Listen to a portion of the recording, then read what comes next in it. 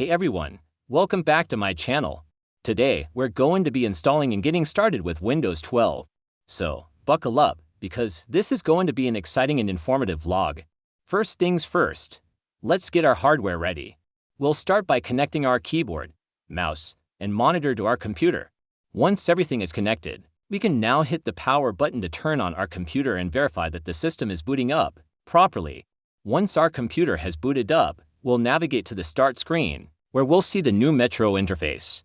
I really like the changes they've made this time around. It's more user-friendly and intuitive. Now that we're in the familiar Start screen, let's explore some of the new features in Windows 12. We'll start by clicking on the Settings button located at the bottom left corner of the screen. From there, we'll be able to customize our Start screen, privacy settings, and even change the look and feel of the operating system. Next up, we'll be installing the latest updates and security patches. Windows 12 comes with a built-in update tool that makes it a breeze to keep our computer up to date. Finally, we'll explore some of the new productivity tools included in Windows 12. From built-in note-taking features to an improved file explorer, there's something for everyone. And that's a wrap on our vlog on Windows 12.